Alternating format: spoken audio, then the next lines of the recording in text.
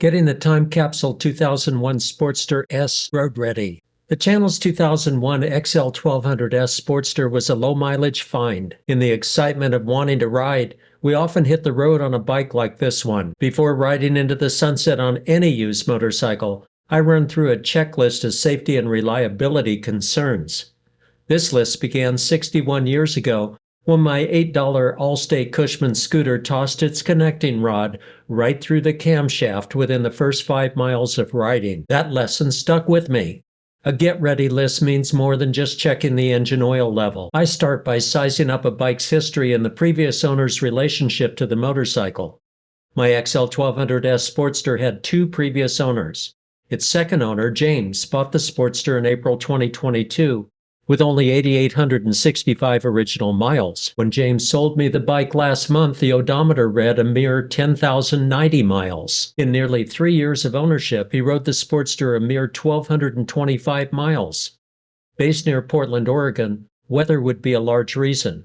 James never rode the bike in the rain, and the Sportster stayed safe, dry, and garaged at Troutdale most of the time. The bike had been well cared for, including a recent engine and primary oil change despite the Sportster's limited use.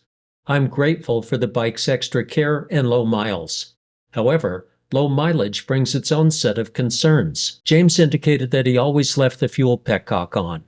Fortunately, the CV40 carburetor's float needle kept fuel from leaking.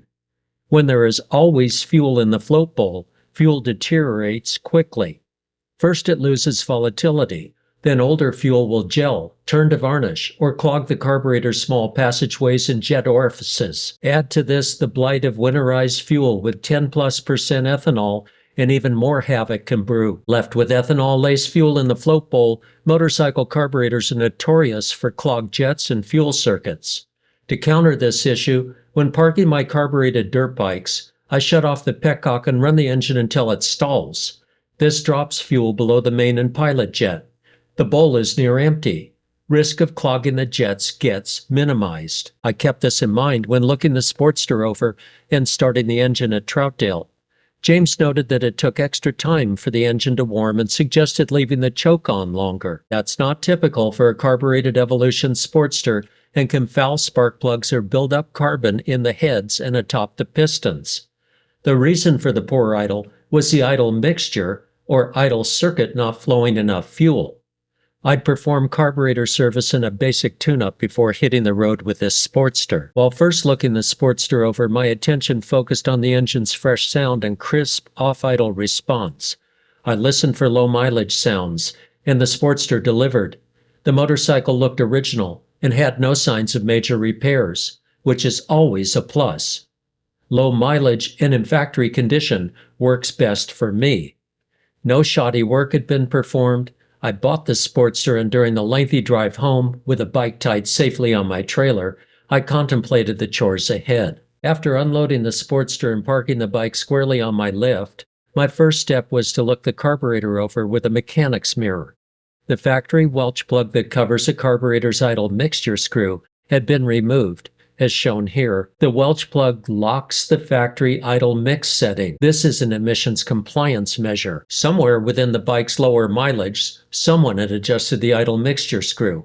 Once the welch plug is removed, the mixture screw can be adjusted by a Harley-Davidson service tech or an informed DIY mechanic. Given the possible state of the fuel, it would be pointless to adjust the idle mixture. After 6 decades of motorcycle carburetor work, I know there's more going on. Restricted passageways, clogged emulsion tubes, and a stuck float valve are common symptoms of stale fuel and, worse yet, ethanol, which is a nemesis of motorcycle carburetors. E15 is too much for these Keihin carburetors with their original O-ring material. While the March winds howl and blow 60-mile-an-hour gusts at sub-freezing temperatures, riding can wait. I'm taking time to do an in-depth how-to video on rebuilding a CV40 carburetor. I'll clear the idle and other circuit restrictions, make sure there is consistent fuel flow, remove the built-up deposits, and consider a few upgrades. In the end, the float and idle mixture will be adjusted for optimal performance. A lower mileage 24-year-old carburetor deserves this refresh. In the pending video, I'll familiarize Harley-Davidson and other riders with the Keihin CV40 carburetor design, its features and layout. We'll do a rebuild by the book and in accord with Harley-Davidson and Keihin guidelines.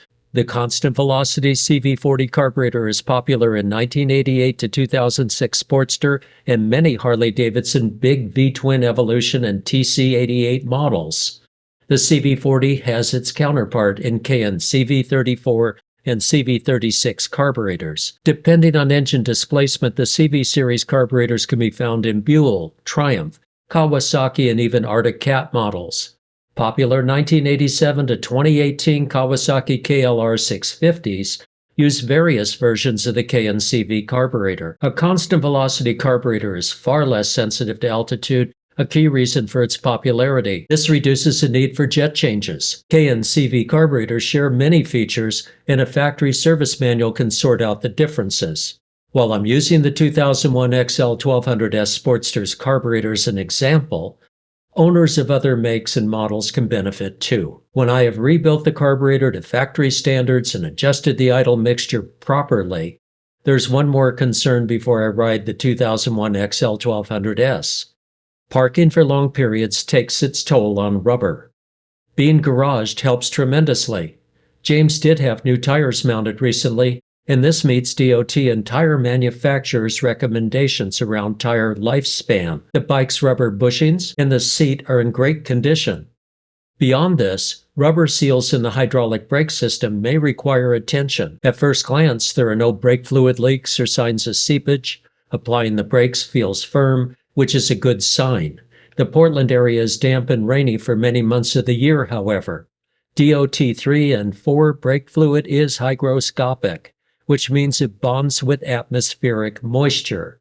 Even though a 2001 Sportster's modern master cylinders do not vent directly to atmosphere like vintage cylinders did, there is still a concern here. Following the carburetor rebuild how-to, I will change the brake fluid.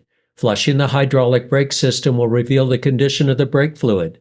Any sloughing of rubber will be noted. I can determine whether or not the hydraulic cylinders need new rubber seals. After confirming that the brake system is safe and reliable, warmer day temperatures and lighter winds should make springtime riding possible.